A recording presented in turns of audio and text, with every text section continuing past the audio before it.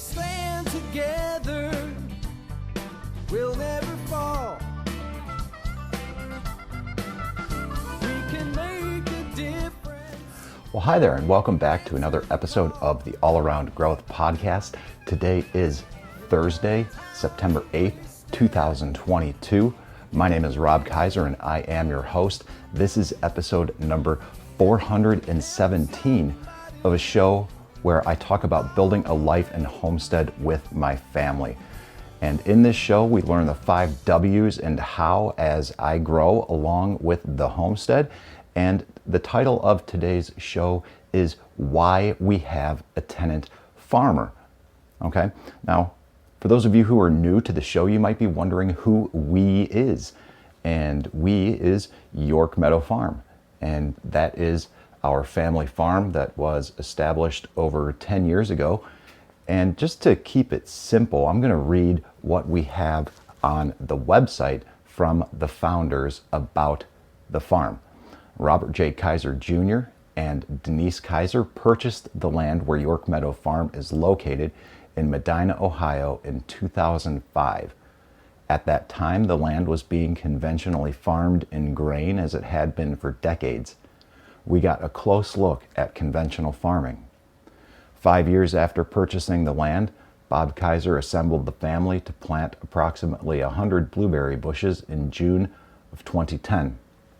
The following market season in 2011, Bob and Denise made their first appearance at the Medina Farmers Market, located in the beautiful Medina Public Square Historic District in downtown Medina, Ohio.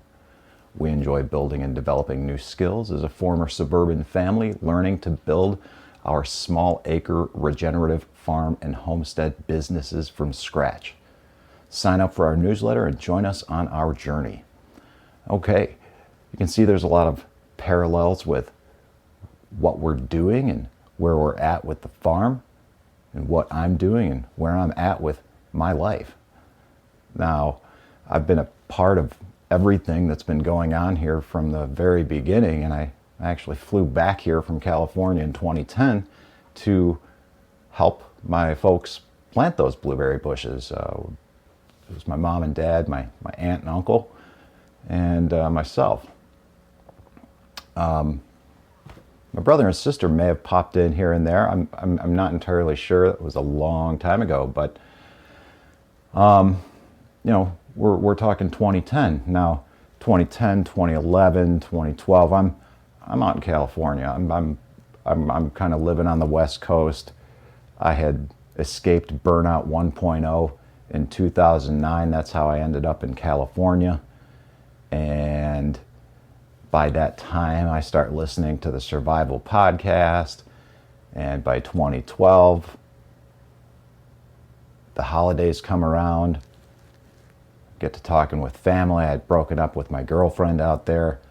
And I decided that back home was the best place for me. And that was, this raw land that was in its state that at the time only had blueberries and a very small, modest market garden that mom and dad were working.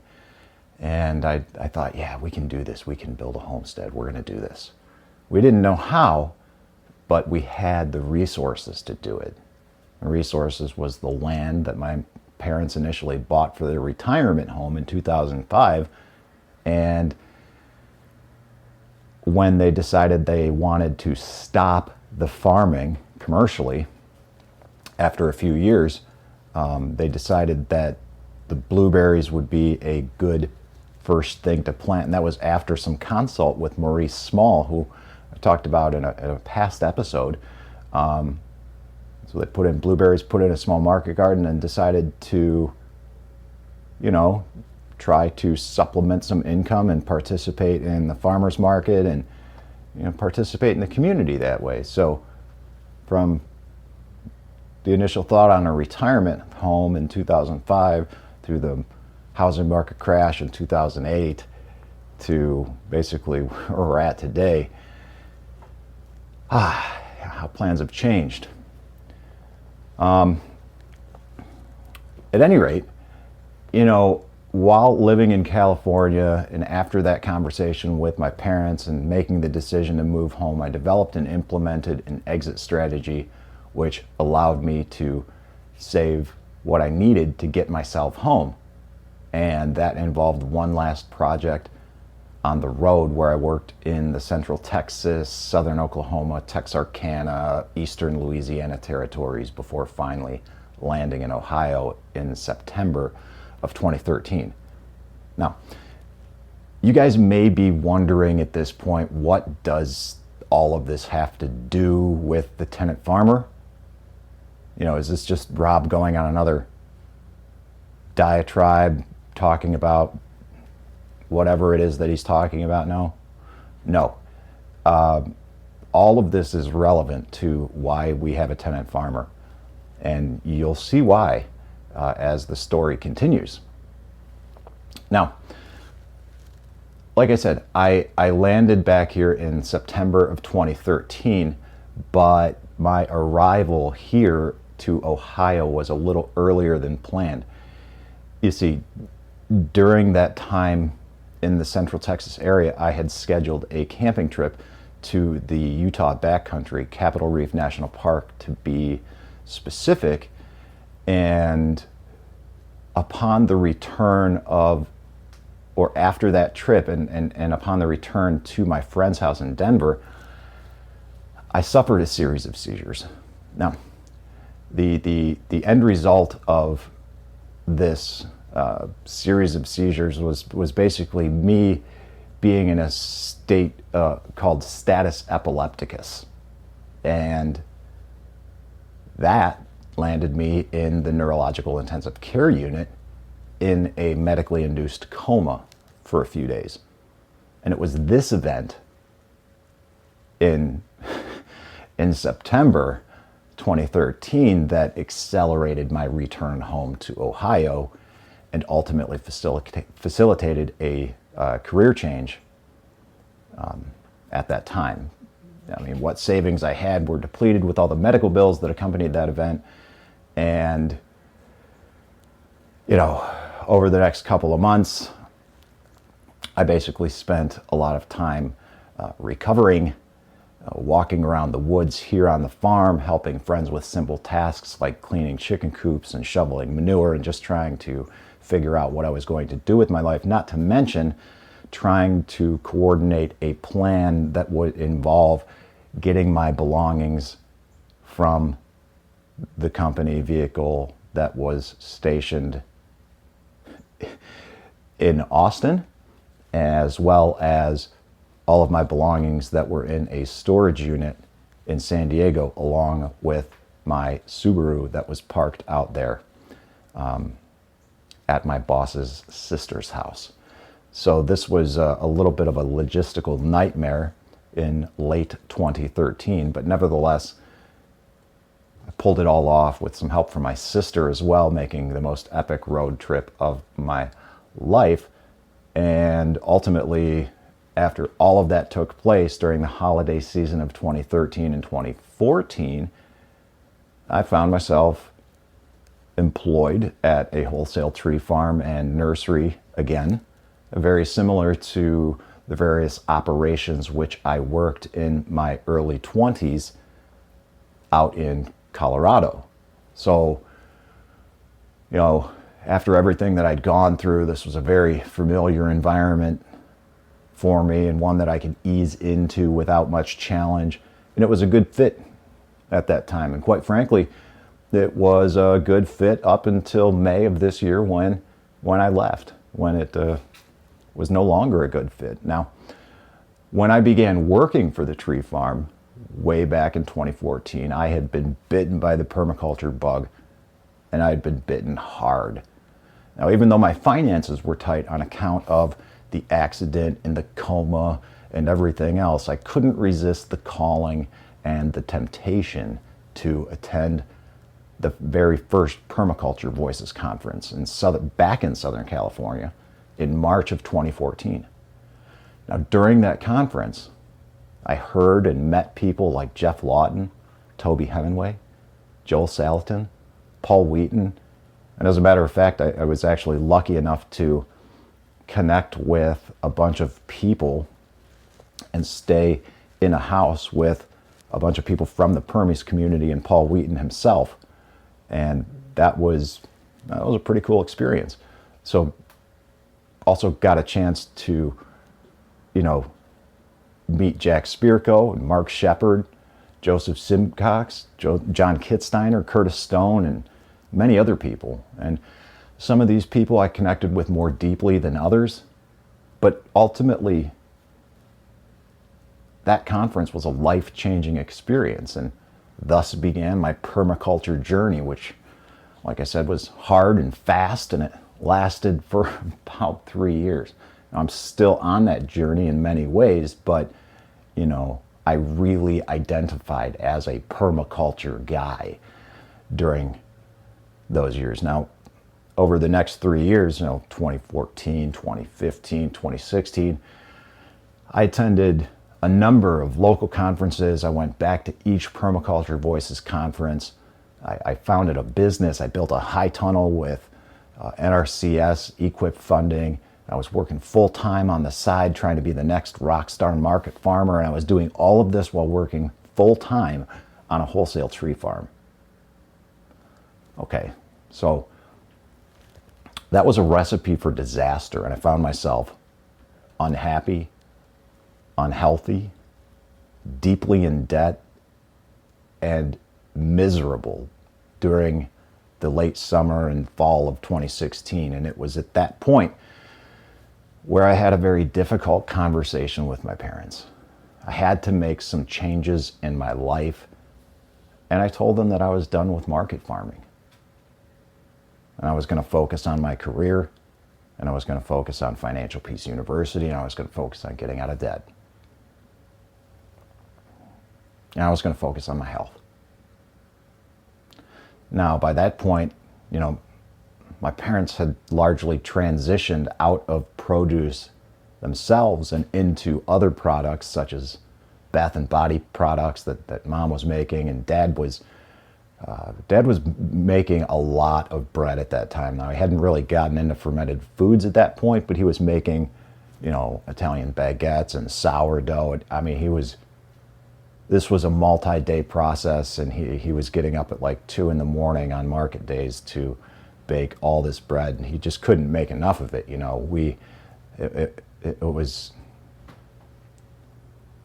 was trying to figure out how to scale that up, and so not selling, the whole point of all that is not selling produce at the farmer's market wasn't going to impact them in a big way, because at that point they weren't really known for their produce. They were known for these other products, and the produce was just the stand was basically an outlet for me to sell what I was producing. And so they understood, and we let it go. But I had literally just built a 30 by 96 high tunnel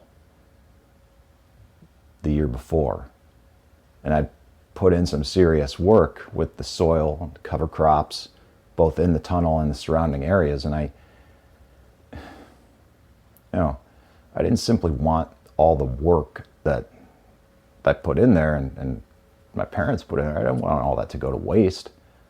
So with the knowledge that I took away from all the various conferences over the years, I decided to create an ad and post that the space that I was leasing from my parents was available for lease. Now, I didn't really frame it like that. I just framed it as something that was available for lease, but basically it was going to be a sublease agreement with someone interested in the high tunnel and approximately 1.2 acres surrounding it. And hopefully this was going to be a long-term arrangement. Someone that was going to be here and stay here, and someone that wouldn't, just want to come in and work for a season, and, much easier with the longer term arrangements. So luckily, shortly after posting that ad, Ken Rowe contacted me and in spring of 2017, he jumped on board and started working the gardens. And I'm not quite sure if it was fall of 2017 when Cody came on board and started working here as well. As basically his parents moved, and then the space that he was working was on his parents' land. Is when his parents moved, he kind of lost his space, and we had the space, and he was able to partner with Ken. So they, whether it was fall of 2017 or spring of 2018, it doesn't really matter, because Ken and Cody were working together during that 2018 season. Now, a couple years prior, I'd purchased an old trailer from a farmer friend that was basically like a trailer you'd find on a job site, but the guy that previously owned it converted it to a living space with cabinets and a sink and shower and sleeping area in the back. Just a nice little business office, right? So we moved it and ran power out there, installed a sub panel, and then rewired the trailer and got this thing operational so that just like me, Cody too could have a little business office himself here for the long hours that he was putting in. And over the years during the 2019 and then 2020 seasons, Cody was putting in more and more time growing the gardens more and more. And especially during the 2021 season, Ken began spending less and less time on the farm. And basically during this season, the 2022 season, Cody has been effectively managing the market garden himself completely, and Ken is almost done moving his equipment out of here as he helps his son build and develop an endeavor somewhere else in Ohio, down in southeast Ohio, I believe. So basically at this point, Cody is running the show, and he's also had several different people helping him throughout the season, as well as the son of a customer who is loyal to both of us. And they attend both markets here in Medina. They give us business, they give Cody business, as well as other vendors. And their son is going to be working out here, and that is pretty cool. So, back to the original question, why do we have a tenant farmer? Well, it takes a lot to run a homestead. And like I said, I reached this burnout point trying to do too much too fast in 2016. And after experiencing a career burnout in 2009, basically doing the same thing in the corporate world, you'd think I'd have learned, but no, I most certainly did not. Apparently I had to do it again. Now, am I going to do it a third time? I basically did it with my health. But I don't know, hopefully not. Only time will tell. But as far as the tenant farmer situation is concerned, luckily we have Cody now, and he has become this long-term arrangement that I sought 6 years ago. And so the beauty of having him here in this tenant farmer arrangement, and he's cool with that. We talk about that. I don't want to ever talk about what he does and how he fits in here with us in some kind of dismissive tone or something. He's very much a part of our farm. We see him daily, we see him routinely, and quite frankly, he's almost like family with us. My parents have known him for, my parents were actually telling me about Cody when I lived in California, when I expressed my concerns about not finding people that were going to, be like me, or people that I could be friends with here, that it was going to be weird or something. And my parents actually told me about him because he had started up, his first couple of seasons there while I was still living in California, and told me that, oh no, he's into this barefoot movement and primal movements and hunting, and he's just this kind of like wild man, and I think you'll get along with him. And here we are over a decade later, and indeed we do get along. I'm proud to call him a friend. And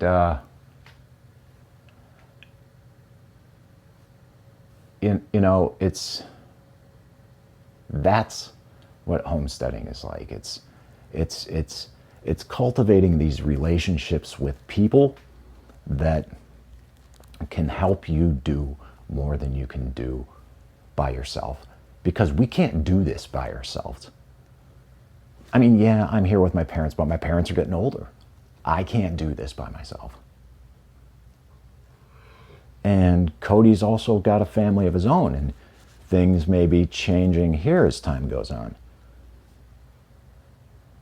So we're actively seeking applications for new tenant farmers, as well as apprentices.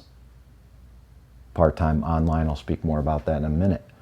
But having a tenant farmer here is just a beautiful thing, and having Cody here especially, keeps me motivated to capitalize on offers like the one we received yesterday, which was basically a free high tunnel. All we needed to do is disassemble it and get it out of there. We could have it at no charge. And moreover, we received a free shade cloth to fit the tunnel, and this thing's about 16 by 24, and the shade cloth's never been used. So I think, Cody was, well, I mean, obviously both of us were really excited about that, but I think he's going to use it as some little propagation house, and maybe devote the propagation space inside the larger tunnel to more beds. I'm not entirely sure. I don't think he's entirely sure, but if it wasn't for him, I probably wouldn't have taken advantage of this great offer, which not only helped or would have helped me out, but it also helped this other guy out. It got this out of here so he could put some equipment there. And basically who this guy is was somebody who has been gracious enough to give me some side work recently. So I help him, he helps me get this out of here. Win, win, win, win, win. Everyone wins. So in a nutshell, that's why we have a tenant farmer, because we're building a homestead and we can't do it alone. Now, a homestead means different things to different people. And if you have the right mindset, you can be a homesteader. Now, for us, we've got enough land that we can't manage it entirely ourselves, and it's created a good opportunity to cultivate these long-term relationships that I've been speaking about with other local farmers. All of this has resulted in us thinking about the farm operation as a co-op of sorts. And as we continue to grow, we're trying to figure this all out as we go. I mean, in the meantime, Mom still works full-time as a nurse on the administrative side over at Metro Health, and Dad had been working full-time up until basically a couple of years ago when he went to teaching part-time, mostly online, but now we're back to real-time classes. But he teaches math part-time as an adjunct professor at a local college. And as of May this year, June officially, I have stepped in here full-time to assist with their various enterprises, specifically the fermented foods as of late. Now, Cody, our tenant farmer here, really helps us feel like this place is a functioning homestead. And we're hoping to have livestock down the road, maybe sheep, because we have 2 acres of prime pasture that would be exceptional for that, like right now. And I mean, I guess with that said, if you're interested, if you're interested in being a tenant farmer, if you're in the Medina, Northeast Ohio area, and you want to run livestock, need some space, looking for a couple of acres, want to run, or just want to be involved in market farming, it's available. Positions are available. You can apply for a tenant farmer position. You can apply for a part-time internship, or even an online internship. So we are actively accepting inquiries for all of that, and that happens to be you. I would encourage you to check out yorkmeadowfarm.com. You can contact us through the website, or you can simply email me at allaroundgrowth@gmail.com. And that brings us to about the end of the show. I would encourage you to check out the show notes for everything we talked about today from our show sponsor, which is York Meadow Farm. And because the farm and homestead serves as the show sponsor, I would definitely encourage you to check out yorkmeadowfarm.com, sign up for the newsletter so you can stay tuned on the upcoming launch of the online store, which is happening 2 weeks from today. If you are an email subscriber, you will get a special discount. And I'm not quite at liberty to reveal what it is yet, but it's a pretty good one. So we'll be offering this for a couple weeks after we launch the online store. And if you like what you hear on this show and you want to support me, you want to support my family and what we're doing, then that is a great way to do it. Show notes will also include some affiliate links, which you can also utilize as well. And the big one that I'm promoting now and have been recently is Fountain. Fountain is my new podcast player of choice. It's the only one I've been using lately for really since I reset my phone last week. And the reason I am using it is the only podcast player out there that rewards both listeners and podcasters like myself for the value they bring to the platform. You can download Fountain on iOS devices, Android devices, and okay, so what does that mean? It rewards you for the value you bring. It rewards you in terms of Satoshis, okay, in Bitcoin. So as you listen to podcasts through Fountain, you are earning Satoshis, you are earning Bitcoin. It's not just a podcast player, it's almost like a social media of sorts.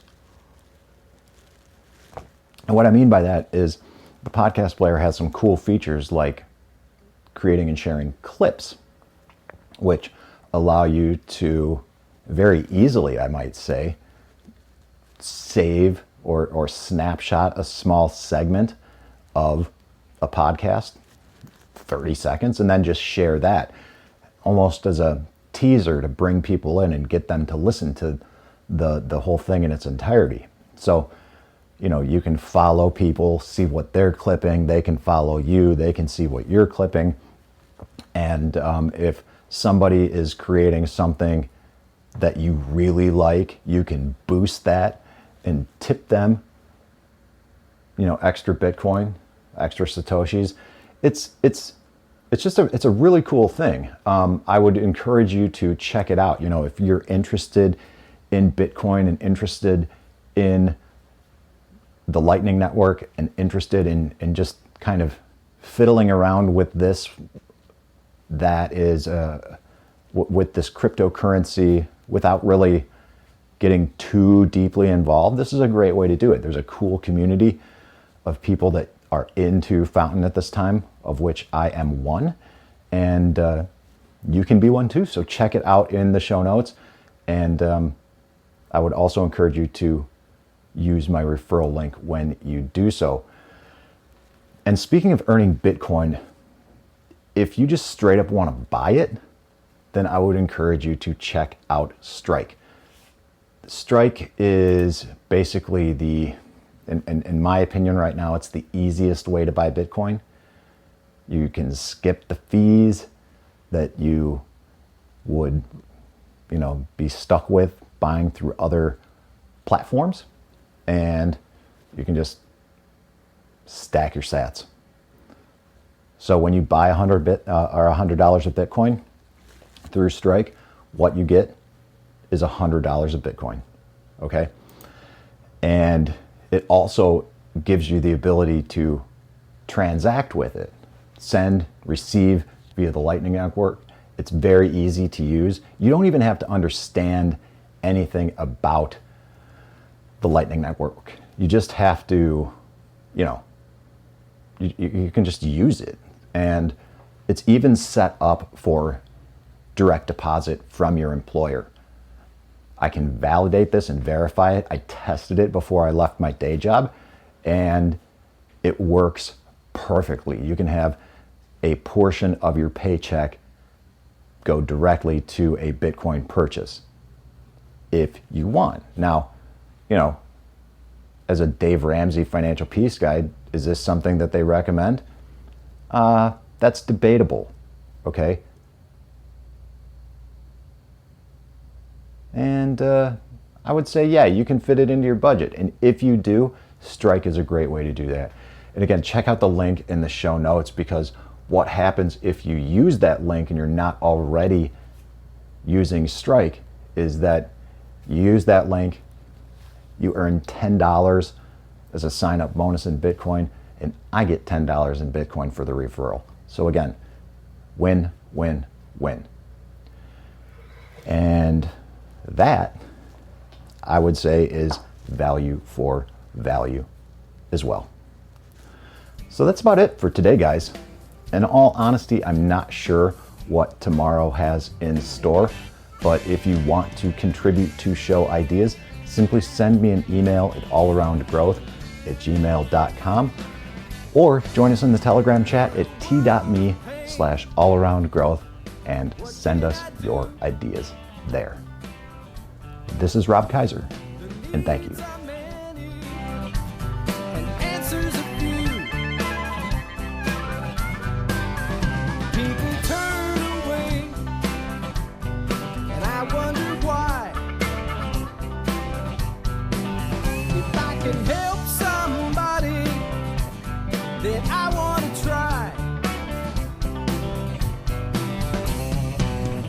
People may think that it's odd that I believe in friendship and love, and truth is always the best way to the world that may seem odd. I'm an odd fellow. I'm an odd fellow. Whoa, whoa. I'm an odd fellow. If we stand together, we'll never fall. We can make a difference and answer the call. You know the times are wasting every day, and we can help somebody along the way. People may think that it's odd that I believe in friendship and love. Truth is always the best way to the world that may seem odd. I'm an odd fellow. You're an odd